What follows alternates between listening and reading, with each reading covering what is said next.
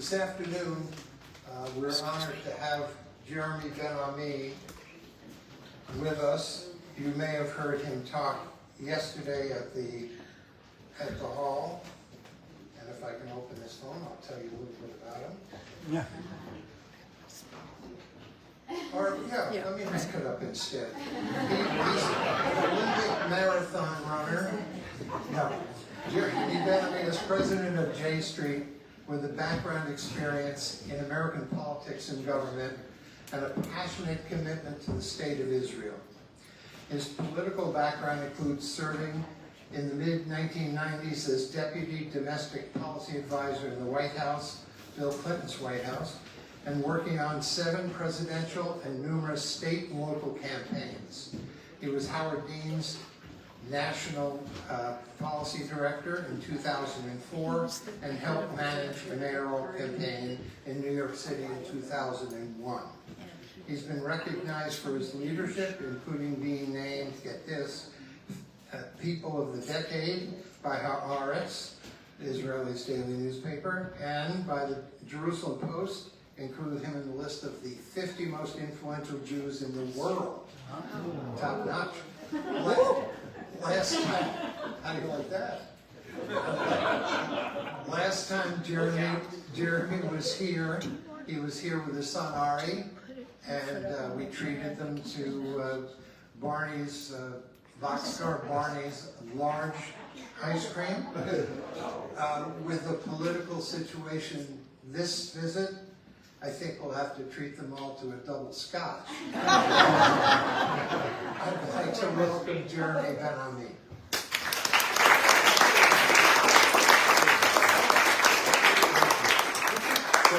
Thank you very much, Richard. It was a really memorable trip for me and my son, Ari, up here, and still talk about it to this day. And he's now old enough to drink the scotch with me.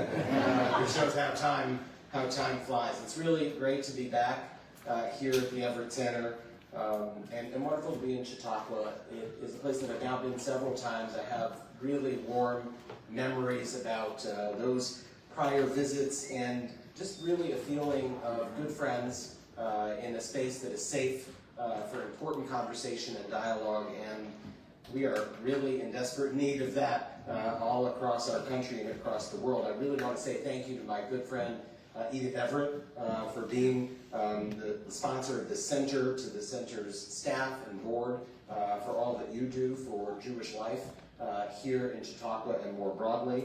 And thank you to Richard for your leadership and presentation of my Olympic athletic career. One thing I do want to make sure that is part of the understanding of who I am is my own deep personal connection to the state of Israel. It is important for me to just lay out how far back in Israel's history my family goes into the first Aliyah, when my great-grandparents and my wife, Elisa, who is here with me as well, when her great-grandparents were 2 of the 17 families that established Petah Tikva. And some of you will know that that was the first successful settlement of the Jewish return to Palestine in the 1880s. My grandparents were one of the founding families of Tel Aviv, and my father was born there, one of the first kids born in Tel Aviv, and he fought in 48, as did Elisa's dad. And I've lived in Israel, started a business there, and I think it's important for me to just lay that out and ensure that folks understand that as we get into a conversation that can at times be difficult about where does Israel head, that everything I do and everything that the organization that I lead, J Street, does, we do out of a love for Israel and concern for its future. Some of you may know about J Street, and some of you may not, so I just will take a minute to highlight who we are as a group and what we do. I'm joined by Marina Semach, who is our assistant regional director for the Midwest, and Marina was outside beforehand, will be outside afterwards. If you'd like to learn more about J Street and get engaged, Marina's the person to speak to. This was the role that was fulfilled by my son last time that I was here, so it's a very, very important, and it's a very, very important role to play. But J Street was started in 2008, and we have 5 core principles, and I'll just take them through briefly so you know who we are. The first one is what I was saying at the beginning, which is that we are an organization that loves Israel and is deeply committed to Israel as the national home of the Jewish people. We think that the vision of Zionism, the vision of what pro-Israel advocacy is working towards is an Israel that is secure, that is democratic, and that is Jewish in nature. That's the goal, is to have an Israel that is there for our kids, grandkids, the generations to come, that is all three of those things. Our second principle is that we think in order for Israel to be secure, democratic, and Jewish, within the land of Israel, within the land between the Jordan River and the Mediterranean Sea, there is going to have to be a state of Palestine. There's going to have to be a state for the Palestinian people. There has to be a resolution of this conflict between two peoples over one piece of land. Palestinian people will need their freedom and their security and their rights. Being pro-Israel doesn't mean being anti-Palestinian. You can be both pro-Israel and be pro-Palestinian, and that's the second core principle of J Street. Third, being pro-Israel does not mean that you have to agree with and support every action and policy of the government of Israel. I find that very easy to say these days, given what the government of Israel is and what it is doing. It's good for the American Jewish community. Finally, our fifth and final principle is we believe that at the heart of American Jewish identity are a set of values. They are the values that have been passed down to us by the generations that have come before. They form the basis of Jewish learning. They are encapsulated in all of our traditions and in all of our holidays and in the Bible and in the Torah and the Talmud and our studies.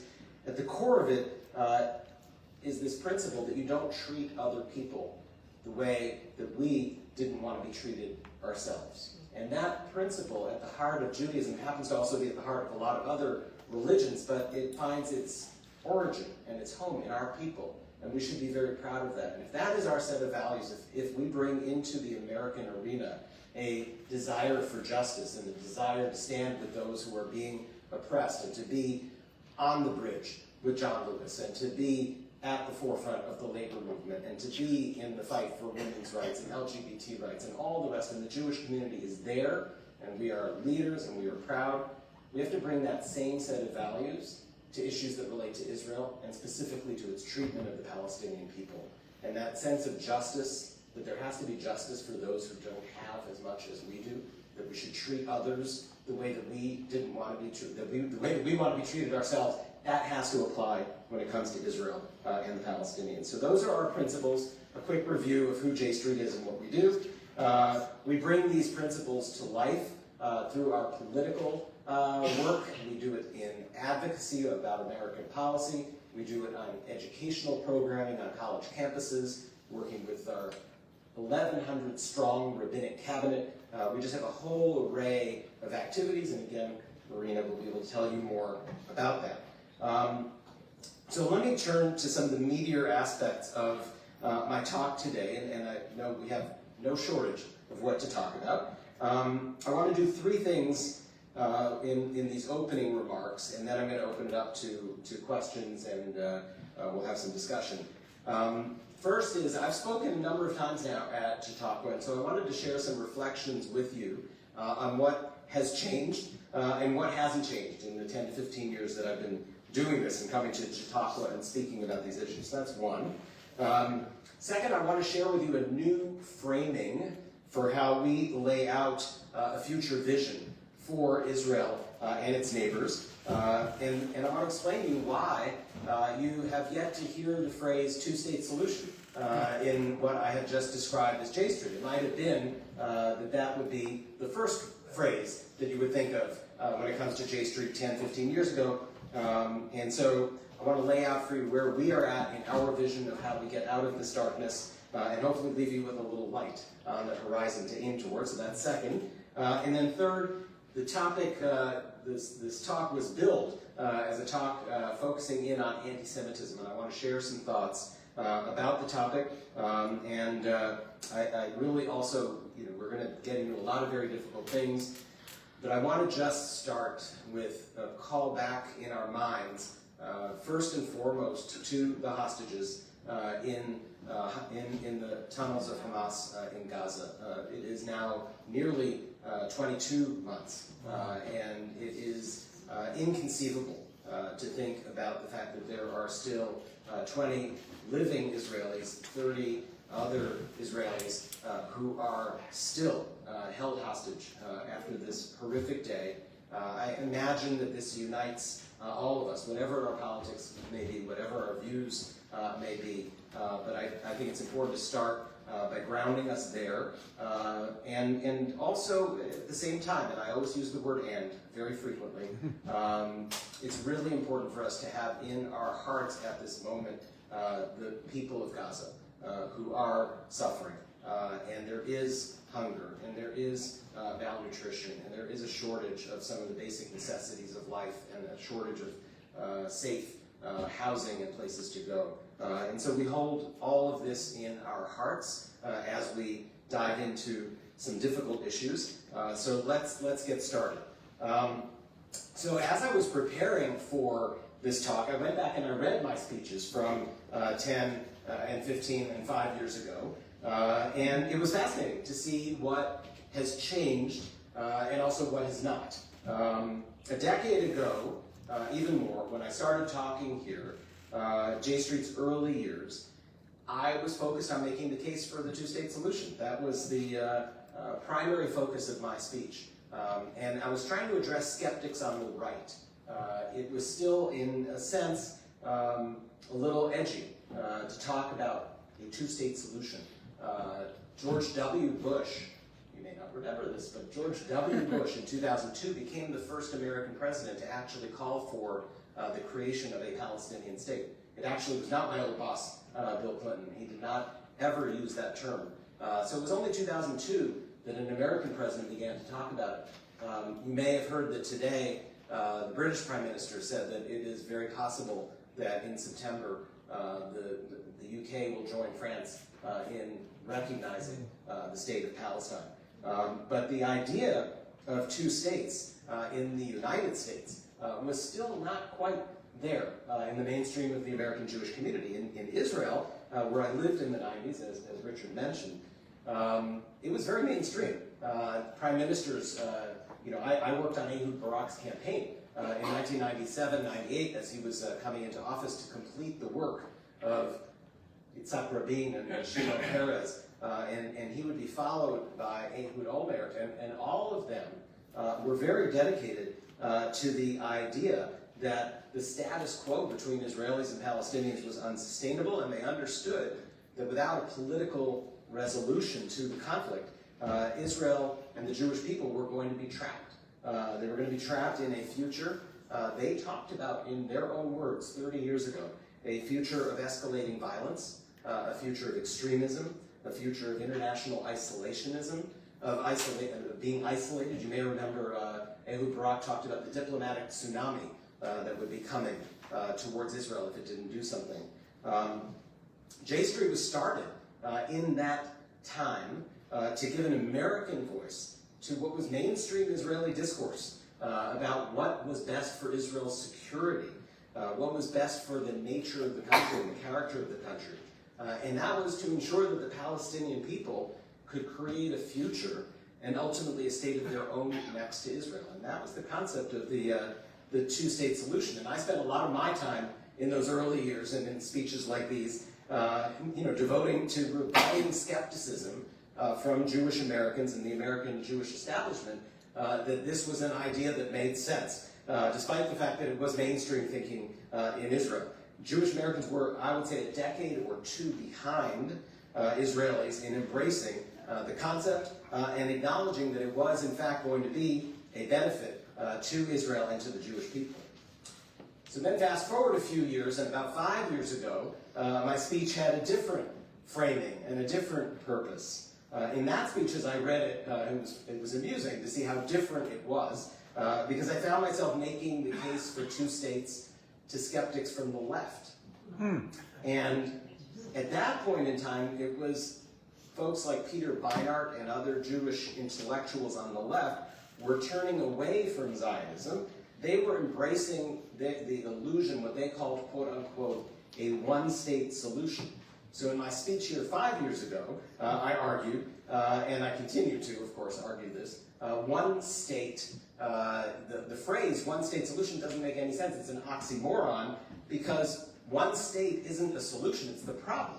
Right? The problem is that we only have one state. What we need is we actually need to separate, and we need to have two separate states. And so that was the focus of my speech 5 years ago. We had two deeply traumatized people, and the idea of forcing them to live together in one state just is not a very practical idea. Some of you in the audience know me, you know J Street, you follow me in Word on the Street, which is my Substack, and you know that I am still having this argument with Peter in 2025. Just last week I did a live Substack, and he and I talked about whether or not Zionism still makes sense, whether or not two states still make sense versus one state. And I hope you, if you are interested in hearing me do this with Peter live, please do subscribe to Word on the Street on Substack, and you can find that. It's been quite popular, and I think is a good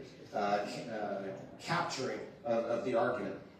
In both of those speeches, both the argument to the right and the argument to the left, I made a similar warning to the broader American Jewish community, that without resolving the status and the future of the Palestinian people, as was warned by Yitzhak Rabin, as was warned by Shimon Peres and all the rest, Israel was going to face, and I use these words, escalating violence, moral compromise, and international isolation. And here we are in July of 2025. And tragically, I think a lot of these fears are bearing out in real time. So my conclusion in reflecting on these speeches and the events of the last decade is, while the debates that I've been having have shifted from debating on the right and shifting to the left, the fundamental truths of this conflict have not shifted. It remains the same. One, the Israeli-Palestinian conflict at its core is a political conflict. It's a political dispute between two people, and it's going to need a political, not a military, resolution. It's a conflict between two people who have very, very deep, legitimate ties to the exact same land. These two peoples have very powerful histories and narratives rooted in trauma, legitimate trauma. They both, the Jewish people and the Palestinian people, they both regard themselves as history's victims. They blame the other side for where they are today. Now, pro-Israel hardliners argue, and I've had these debates as well, and they're online, that the conflict will only end when we defeat the Palestinian people. That there has to be a winner and a loser. I just don't see it that way, and I still don't see it that way. The depth of trauma on both sides makes surrender impossible. If this conflict is ever going to end, it's going to have to end in compromise. And the solution is going to have to be a win-win solution. So that remains one continued truth, in my view. Second, what each side needs in order for there to be that resolution remains the same. And it's remained the same since I lived in Israel 30 years ago and as long as I've been following this conflict. Israelis need and deserve security. It's the number one word that I hear from my family, from my friends, everybody I talk to. Security, security, security. Without the most stringent guarantees of security, Israelis will not be ready for peace and they will never make peace. Palestinians seek, and I would argue that they deserve, freedom and rights. They won't agree to a resolution of the conflict that leaves them as second-class people in another person's state under someone else's control. Neither of these two people can get what they want if the other side doesn't get what they want. Specifically, Israelis will never have security if Palestinians don't have freedom and their rights. Palestinians will never have freedom if Israelis don't have security. The horror of October 7th, which, as I started with, I know we all share this deep pain of that day. The roots of it are in a vacuum of despair and hopelessness among too many Palestinians. And that despair and that hopelessness creates such fertile ground for the extremism of Hamas. It remains true to this day that the only way that this cycle of trauma will end is if the political rights and aspirations of the Palestinian people are realized and the security of the Israelis is guaranteed. So that remains a second key truth that I still hold to after all of these years. Third, occupation and what is happening to the Palestinian people isn't just bad for the Palestinians. It is taking an enormous toll on Israel, and I would argue it's taking an enormous toll on the Jewish people globally. One important aspect of that is that military domination of another people endlessly by force is inevitably going to take a moral toll.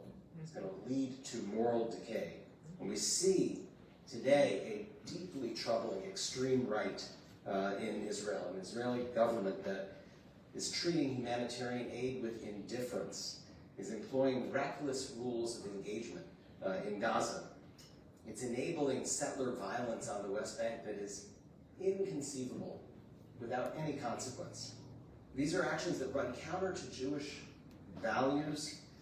They threaten Israel's moral standing, and they threaten the well-being of Jews globally.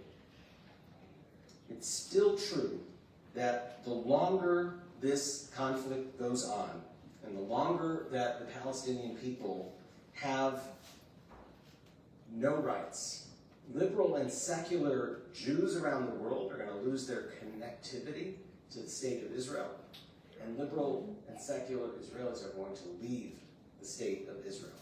So the issues around this conflict, they are dividing us as a community. They are dividing Israel among itself, and a topic that was once a great unifier of the American Jewish community. Israel would bring us together. Unfortunately, it threatens to leave global Jewry at odds with itself and weaker than ever before. This trend has been visible throughout the last decade and a half, and I think the last 2 years, unfortunately, have only accelerated. So those are three of my reflections based on looking back at the prior speeches. My hope is that when we come to the end of this fighting, and I hope that we are coming there soon, that there will be a moment when we can lift our eyes out of the darkness and out of the abyss, that we can see the way to a resolution of this conflict that allows Israel to remain Jewish and democratic and secure.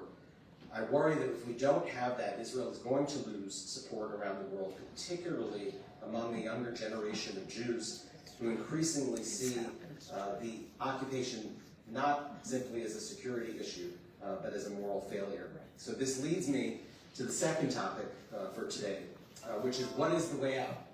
What is the framework for a resolution of this conflict? As I said, I've always, till 5 years ago, I think every single speech that I gave was oriented around the two-state solution. The speech I gave here 5 years ago, I think was the last time that I gave a speech that was oriented around that term. Since then, I have stopped using the term. And to my dismay, it's lost resonance on all fronts. On the right, it sounds naive, particularly since October 7th. Nobody wants to hear about the idea of a Israeli-Palestinian bilateral peace. I'd say that is a very common view in Israel today. They just don't want to hear about it. They don't want to hear two states and the eyes shut, the ears shut down, and the conversation is over. On the left, the term sparks complete disdain. Anybody who is a supporter of Palestinian rights thinks that people like me, who have been liberal Zionists talking about two states, talking about the need to negotiate, that we have simply been providing cover for the ongoing occupation and the never-ending expansion of settlements. So there is no resonance for this term anymore, which is one reason to abandon it. But there's a better reason to abandon it, which is that the landscape of the Middle East has shifted so dramatically. And this is a much more positive news story. There has been a seismic shift in the landscape of the Middle East over the course of the last couple of generations.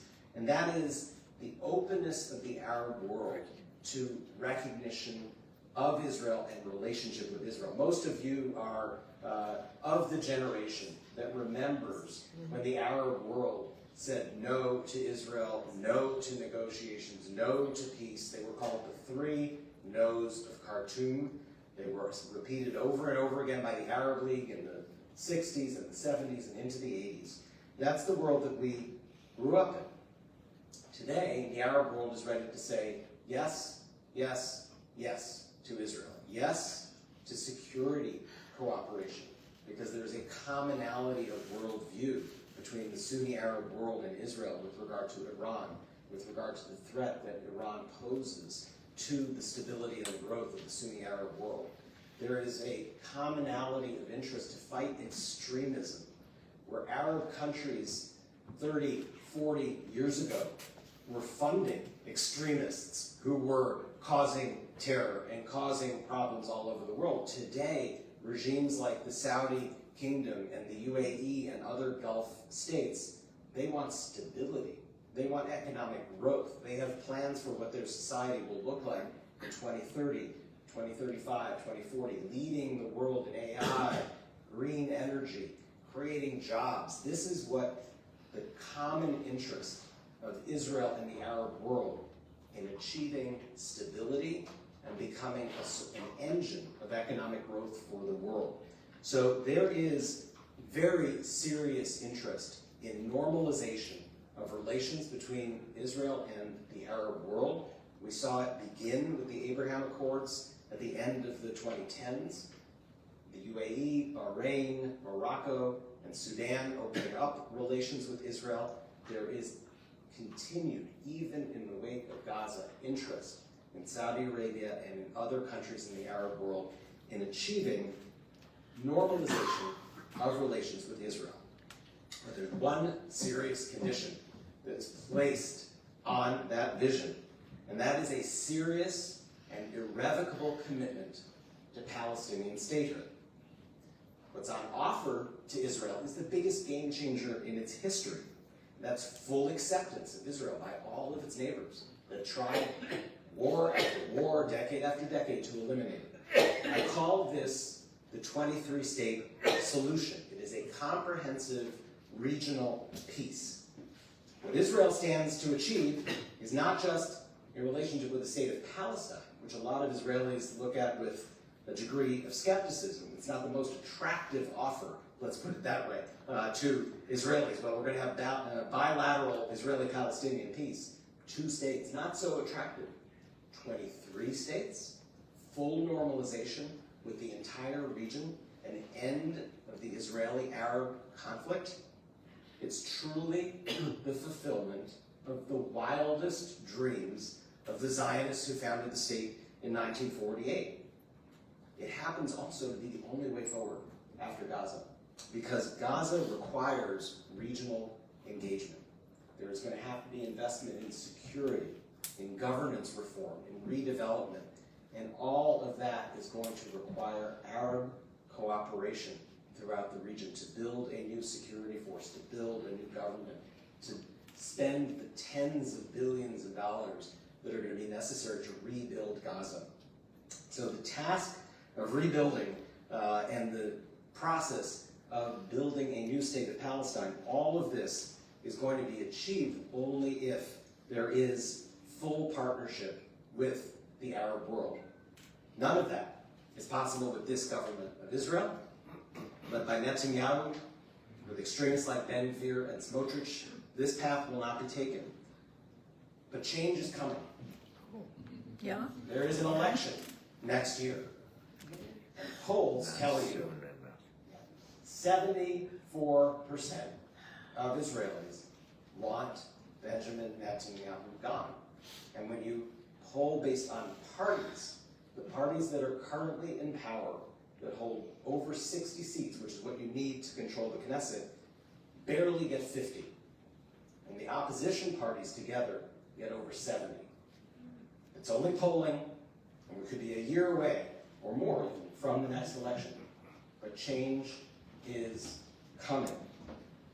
With new leadership, and with an outstretched hand from the Arab world, the 23-state solution is no pipe dream. It is the realistic vision for a post-Bibi, post-Gaza, Israel, and Middle East.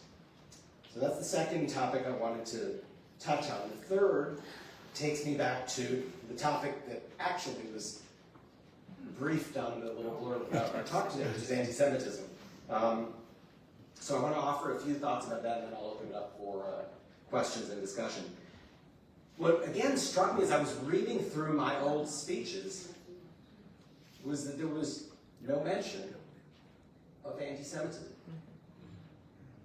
5, 10, 15 years ago, of course there was anti-Semitism, let's not kid ourselves, right? I mean, we all know that. But it wasn't the front of mind topic that it is today. I think that it is probably the single biggest issue at the front of people's minds in the American Jewish community. Times have definitely changed. Anti-Semitism is not a new phenomenon. We all know it. I am sure that you all share the family stories and family history of our family with losses of close family members in the Holocaust, being driven out of Russia at the time of the pogroms, being able to trace, as we can in our family, luckily, our heritage all the way back to Spain and the Inquisition in 1492. So we all have this. We went to Vienna this summer with our kids to show them our roots and where the family was raised pre-war. So anti-Semitism is not a new phenomenon, and it is very real in the United States. It is rising, and it is deadly. We've seen the shootings in Pittsburgh and Poway. We've seen the marches, such as Charlottesville. A lot of that is anti-Semitism on the nationalist right. But there's also a problem on the left, and we all know that. That anti-Zionism and anti-Israel sentiment can morph, and it has morphed in some places into demonization, delegitimization, denial of Jewish rights, and Jewish identity. We need a full court, thoughtful response to anti-Semitism. The prior administration actually put together a national strategy. The Biden administration had a national strategy to counter anti-Semitism, a whole of government approach. It recognized that the fight against anti-Semitism is of a piece with the larger fight against hate and bigotry and prejudice nationally. That these forces are tied together, interconnected to the rise of anti-democratic forces, of ethno-nationalism, of white nationalism. And I know that a lot of these are the topics that are at the center of the discourse here in Chautauqua this week. This is the rise of authoritarianism, and within that there is always an element of having a scapegoat and building up fear of the other.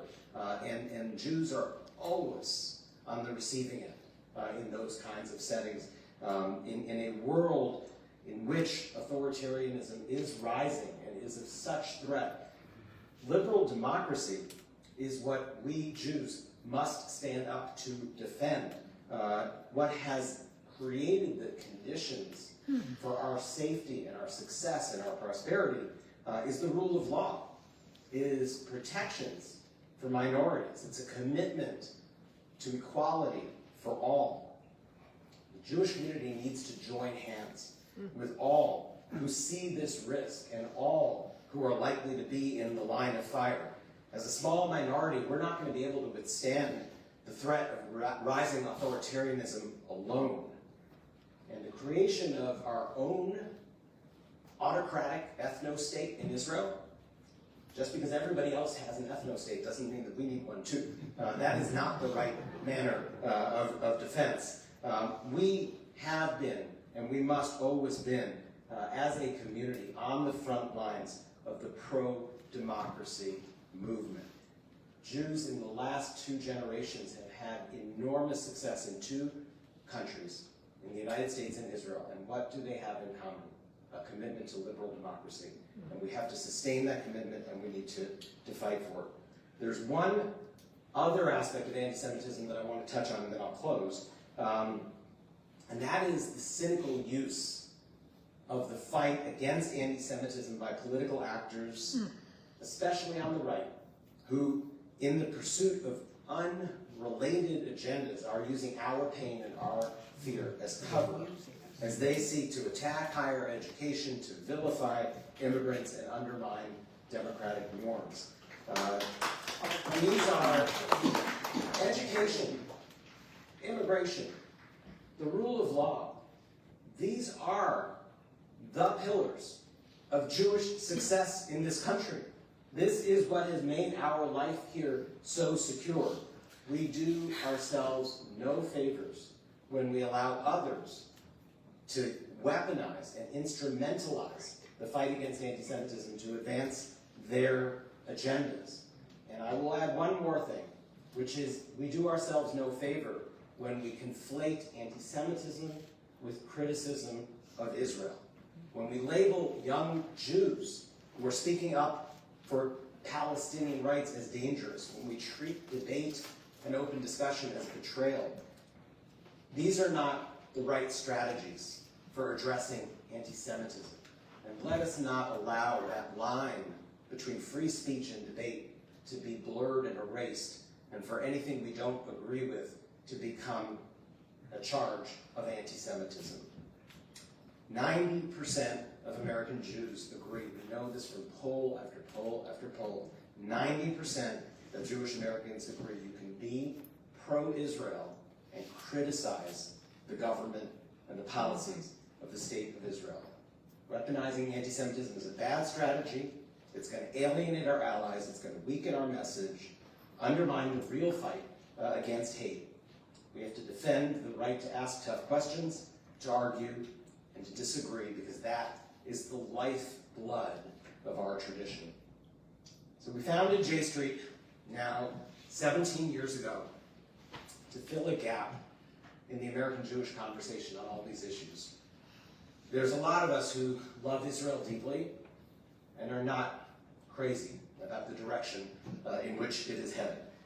We believe in peace, but we're not necessarily silent. We want to act, not despair. And so over these 17 years, we've built a movement. We are helping to shape policy. We are empowering students. We're making our community, I think, a more vibrant and thoughtful place. But our work is far from done.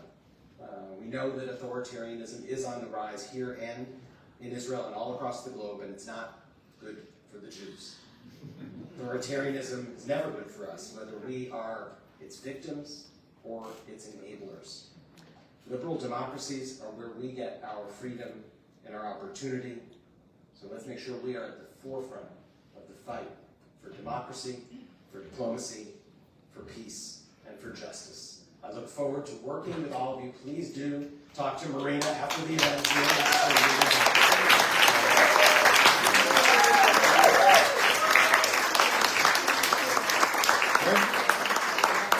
There are lots of people outside who want to hear you also, so when you have a question, please speak into the microphone clearly. My sense of the history is that the Palestinians have on a number of occasions been offered a two-state solution and have rejected it, or at least the Palestinian leadership has rejected it because essentially they wanted everything. And I don't see how that has changed. So you are 100% correct. There is, if you want to set up a lecture series where I can come back and we can do, weeks on end of the history here. Actually, yes. There is, that would be great, right? I'll My be wife there. would enjoy it. We'd have a great time. I'll talk to Edith and Richard and we'll get back to you.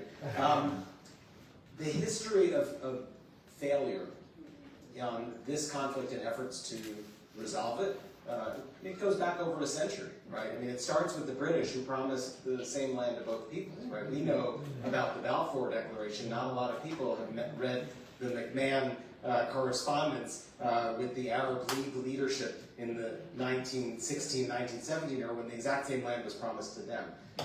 And so there is a lot of failure. But the question in 2025, in the wake of where we're at, is how do we move forward? And people of goodwill exist in Israel, in Palestine, in the Arab world, and in the global community who are really ready to put some of that history behind us. We have to learn from history, we have to understand it, but we can't wallow in it. And the fact that things didn't work and people said no at the time when they could have said yes, it's all true. But it doesn't change that now we have to move forward and figure out what to do from here. So thank you for that, and I think it's an important point. Yes? So sort of a follow-up question. Are there people in the Arab world who are making speeches to Arab audiences like you're making to Jewish audiences? Yeah, I mean, the wonderful thing at the moment is just go and listen to the talks that are being given by Saudi officials publicly. Listen to the Emirati leadership. The foreign minister of Jordan in the UN last September gave an incredibly powerful speech that I felt I could have written. There is tremendous partnership ready in the Arab world, and I'm citing in particular countries. I'm citing leaders of other countries, and you'll note that I didn't mention that the PLO remains committed to a two-state solution, and for better or worse, the leadership currently of the PLO is supportive of exactly the agenda that I've said, and they say it over and over again. It makes them, at times, unpopular with their own people, because talking about a two-state solution while settlements are being built makes you look a little out of touch. But you will find a deep track record in the Arab world of language and vision that I've just laid out for you. Okay, I'm curious about your belief that Netanyahu will come around or get lost. More the latter than the former. Can you be so certain that in this year and a half ahead that you can predict that he will be gone or more amiable? Well, I certainly know better than to predict against Benjamin Netanyahu's political skills. So, hear me clearly. He is not going to change who he is and what he believes. So for those who for 30 years have hoped that maybe we can persuade Netanyahu to change course, that is not going to happen. And I think that there remain to this day people who think, well, if we just sit with him a little longer, and you saw this with John Kerry, who I love dearly, but just sitting there over and over trying to get somewhere with him, or George Mitchell, who brought peace to Northern Ireland and said, we had 431 days of failure, and then we finally had success. Well, I think George gave up after about 800 days of failure on this account, mostly from talking to Bibi. And so, no, he's not going to change.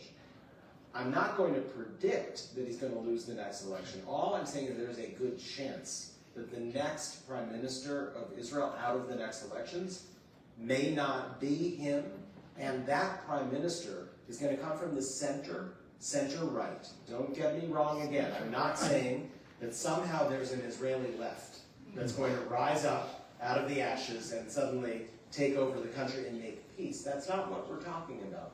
What we're talking about is the center-right. It's the commanders for Israel's security. It's the high-tech business community. It's the pro-democracy movement that was in the streets. Reservists who are now not wanting to go down to Gaza, but want security for their family and for the country.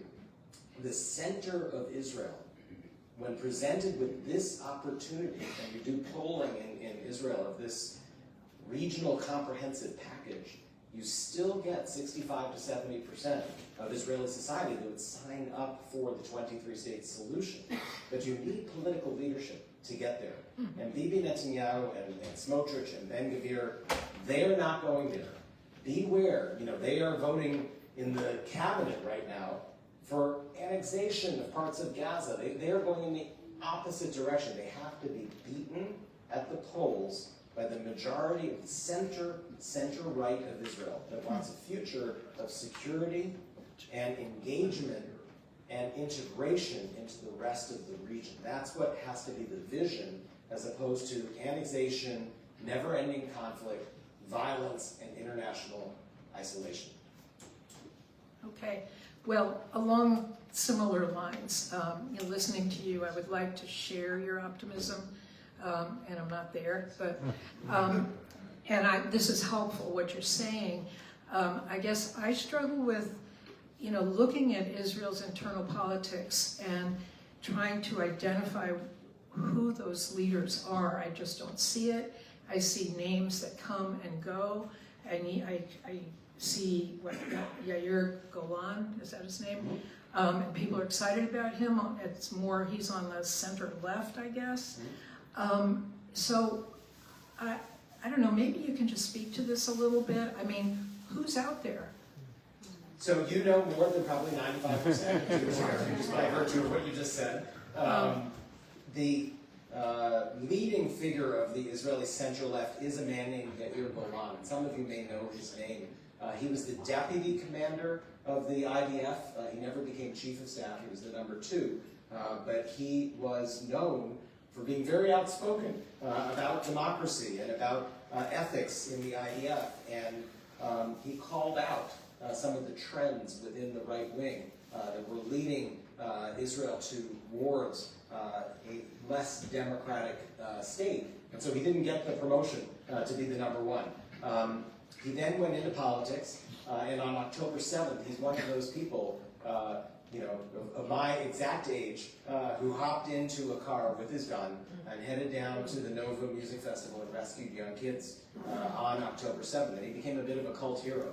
And so he came back into politics, and in a classic branding mistake, renamed the Labor Party and the Meretz Party, which he melded together, the Democrats, which right now is not the best brand in the United States, but the idea was, to say that in Israel, this is the pro-democracy wing of Israel. And that party will probably get somewhere in the neighborhood of 13 to 15 seats, which is 10 to 15%. That's what it's showing in the polls. It's been as high as 19 recently, but I don't think that is where he'll end up. So that's going to be a part of the equation. Yair Lapid is the second part. Yair Lapid runs a party called Yesh Atid. He's been around 12, 13 years now in Israeli politics. He was prime minister for a brief period in the non-Netanyahu year that we had in 21-22.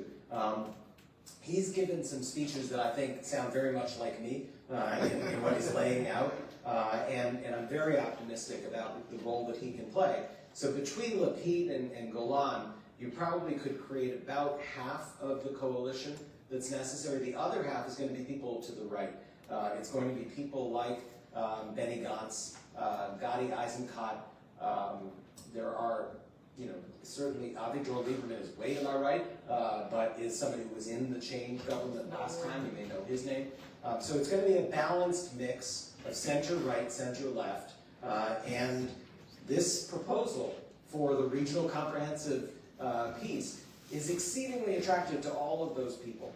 And so out of them, someone will emerge with the most votes, and we'll put together this coalition. And that person, out of Gantz, Eisenkot, Bennett, Lieberman, Golan, Lapid, that's the roster of people, and one of them will be the leader of that group. I would like to have less anti-Semitism than there is. The fellow that spoke at the Hall of Philosophy at 2 o'clock today, he boasted that on the day after October 7th, Israel fought back. I'm wondering why Israelis didn't fight back on October 7th. Why were so many homes defenseless? Why no private gun ownership in Israel of all places? And so what I'm wanting to suggest is, in America especially, you use the phrase two-state solution in both places, Israel and America. Much simpler concept. Two-pistol solution. So we disagree. Thank you for your comment. I want Jewish people to be able to defend themselves We hear you. all the time. Thank you. Next. Excuse me, I have to get through here.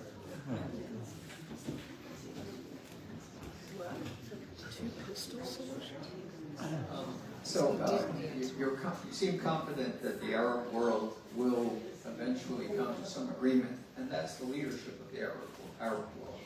I was recently in Morocco, and a few days after I left, there was a tremendous outpouring of pro-Palestinian, pro-Hamas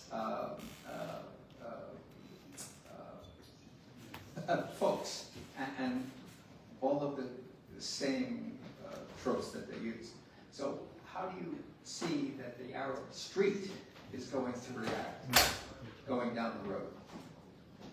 You're 100% right that there is a gap between the leadership that desperately wants to reach an agreement and people who are really, really angry about what's going on. And some of that anger is rooted in long-held anti-Semitism. Some of it is in empathy for Palestinians and what they're going through. The best way to quell that feeling is to give Palestinians freedom and their rights in a state. The Palestinian cause will no longer be the cause célèbre if everybody in the region, including Israel and the United States, are engaged in the process of building a future for the Palestinians. And so you'll reduce the hatred and the anti-Semitism to its historic size, which is much, much smaller than it is when it includes all of the support for the cause of Palestinian freedom. And so I agree with you. There is a tremendous wellspring of anger. It is one of the reasons why the leadership desperately wants to end this conflict. They also recognize that within their own societies, they have got to address this. I commend you on your work, though I had never heard of you before. But I've long been interested in the Palestinian issue, since my college days in the late 60s, early 70s. But when you propose a two-state solution, my mind over the years has been moving in the opposite direction as the settlers have made Swiss cheese out of the West Bank. How exactly would that be accomplished? It doesn't seem any closer, and it seems far, far more difficult right now than it did 15 years ago, 20 years ago, certainly. How can this possibly happen? Yeah, and you've asked a very important question that people do need to understand, that the level of presence of citizens of the State of Israel in the land that has to be the State of Palestine just continues to go up, and the level of construction. I don't know how many of you have visited the West Bank and traveled there. I see a few hands, quite a few hands. There is a process, I call it creeping annexation, other people call it galloping annexation, which is de facto. Israel hasn't annexed the territory legally and by passing a law in the Knesset, but every day another house is demolished, another settlement is built, another grazing area that Palestinian shepherds use is seized by an Israeli settler farm, and that process is grinding, and it just is, it keeps going forward. I don't think we have passed the point of no return, but we're getting close, and that's the agenda of the settlement movement. They want to establish enough facts on the ground that it's impossible to separate. I have a very detailed answer that I'm not going to give you now about how one can actually draw a map, It is possible, in short, that a large number of the settlers who live right along the Green Line can be included within a map of the state of Israel that leaves a contiguous and viable Palestinian state. Probably 75 to 80% of the settlers live very, very close to the old Green Line. And so you just need to adjust the border slightly. Some number of the remaining settlers are there for economic reasons, and if you provide housing subsidies and other economic incentives, you can get them to move back to Israel proper. I think at the end of the day, there's going to have to be some reckoning with the 100,000 plus ideological settlers who are at the furthest outposts, and they will have to be told, you either come back home or we're going to leave you, and you're going to live in the state of Palestine. You will be citizens of the state of Israel, not citizens of the state of Palestine, and you're on your own.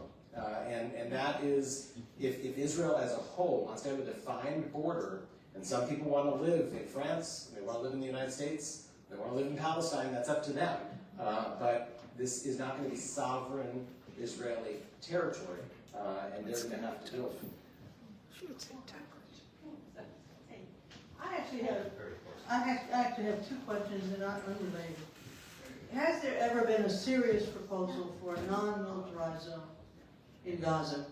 That's the second one. And the second one is there a certain irony about what's going on with respect to the starvation in Gaza, or is Bibi Netanyahu correct in saying there really is no starvation, this is just propaganda? So on the first, the proposal that is out there and is the most serious that would ultimately be considered is for a state of Palestine that is demilitarized. The Palestinian negotiators, during the serious negotiations that didn't get anywhere at the end of the day, one of the things they agreed to was that they would not have a standing army. They do have security forces. For those who don't know this, Palestinian Authority security forces are trained by the United States. They are trained by your tax dollars, and they work hand in hand with the IDF, and they conduct counter-terror operations against Hamas and other terrorists on the West Bank. And so that kind of a security force would be part of a state of Palestine. But it would be demilitarized, and that is the proposal. So that's, on your first question, yes, is the simple answer.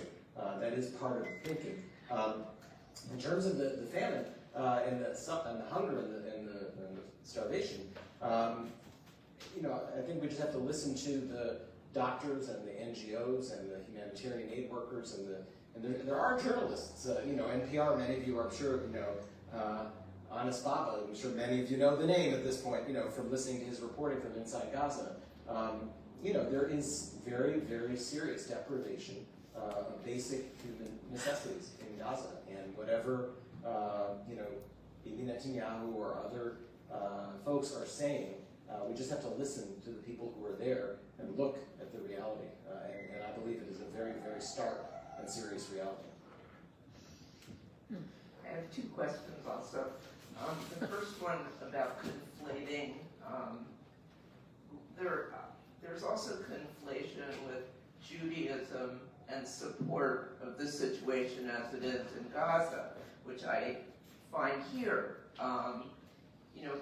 To a certain extent, I think some of these discussions should not be held in the hall of philosophy under the context of religion, because this is a political issue, or at least that's how the non-Jewish world should see it, as opposed to Jews causing violence, all Jews causing violence. The other question I have is, or what I'm surprised by, because I talk to a cousin and friends all the time in Israel, is the lack of understanding between Americans and Israelis, which really shocks me. You have to really start at ground zero to have a discussion on our positions. So I imagine there are many people in the audience who have this feeling. You have family and friends who live in Israel, and the book men are from Mars and women are from Venus, whatever. I really feel like, American Jews and Israeli Jews are from two different planets at times, and we live different experiences. Right? I mean, if you have grown up in Israel, and you fought in the army, and you lived through the Intifada, and you were constantly having rocket fire and alarms, you have one lived experience. You live here, come to Chautauqua and go to the beach and go shop at the mall. And you have a very different lived experience of what it means to be Jews and to be a minority of 2% in this country versus to be the majority culture in the state of the Jewish people. So we do live in very different worlds. The conversations between the two communities, even among siblings, we know from our friends, who have siblings in both places, these are difficult conversations. And so you're reflecting a very real reality that I'm sure a lot of people feel. This conflation issue that you're talking about has a number of elements to it. I think one troubling element, when you do cross the line into anti-Semitism, and we all have to be very clear with our friends when they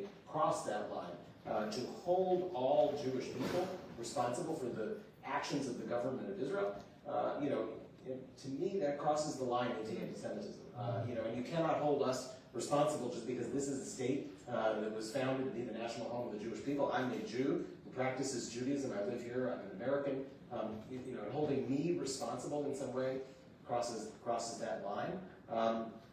And I think you've raised a really interesting question that I've explored in some of my chats and talks with some of you, and you've heard me over time. The distinction between the term Jewish as a religion that we practice versus a national identity. It is very unfortunate that somewhere a few thousand years ago or 100 years ago, someone didn't come up with a different word. Because we really need two different words, for who we are as a people and what the religion is that we practice. And when I think Alan Cooperman was here from Pew a couple of weeks ago and was talking, and he does all of the national surveys on religion and identity. Pew does the best surveys of every religious group, and they have this ironic finding that 25% of people who identify as Jewish, when you ask them what their religion is, they say none. Right? And we laugh, but you think about it, right? I mean, your identity, what is your heritage? What is your national identity? Right? What's our tradition? What foods do we eat? What stories do we tell? What holidays do we celebrate? Our people, our tradition, we're Jewish. But a lot of people aren't that religious and don't really believe in God. I mean, sorry, Sam, if he's here. He isn't here, okay. It is not necessarily true that you need the same word. The state of Israel is a national home for the Jewish people. There should be religious state separation in the state of the Jewish people, right? Unfortunately, we don't have that. There's no constitution in Israel, and so you have too much religious inclusion. And here you need that dividing line too. So this distinction, this conflation between a national identity and the political problems and the religious practice that some of us have, we have to help people understand there's a distinction. If this conflict between the Jordan River and the Mediterranean Sea is a conflict between two peoples over a piece of land, if it's territorial and political, it's solvable. Because then you find a way to compromise and have a win-win solution. If it's a religious problem, and my God gave it all to me, and the other side says, my God gave it all to me, we're all doomed. This is not good. And we need to keep this in the realm of politics and nationhood and territory and make sure it's resolvable. We have time for one more question. Hi, I'm a big supporter of Israel. I've been there many times. I certainly wish for peace between the Palestinians and Israelis. I think most Israelis do as well. However, I have a bit of a fool me once, shame on you, fool me twice, shame on me attitude, in that I think that, forgetting the failed negotiations many times, but looking at Gaza alone in 2008, when the Israelis pulled out, did not interfere initially with Gaza, gave back the greenhouses, and hope to I'll just ask learn. question. Anyway, the question is, how do we deal with that? This idea that we've been fooled. I mean, it does, it relates to the question before, which is, we can wallow in all of the history and all the things that went wrong, and then we'll never figure out how to move forward. And to make life better, to ensure that the killing stops, to ensure that our kids and grandkids are able to still connect to Israel, we're going to have to figure out what to do now. And I could argue, for the rest of the evening over what did and didn't go wrong with the Gaza disengagement in 2005 and what Arafat should have said yes to, or Abbas, or whoever. But the question is, what are we going to do in 2025? What are we going to do in 2026? And we have to build the future. And so that's my only answer, is that you probably have a lot of legitimate gripes and concerns about what happened, and you're probably right about a lot of it. And there's a lot of things that didn't go the way they should have. But that doesn't change the fact that looking forward, we have to take action, we have to move to make a better future.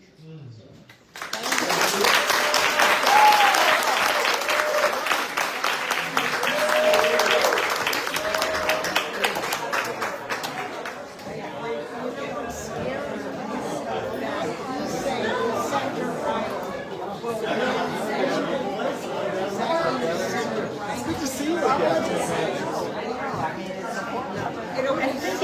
I think they're so different. They're so different. It's really, I just want to slow down. Is Eden Edwards here? No, not Eden. Oh, she was. She's connected. I just act like I am. She was here. She's That's Jill.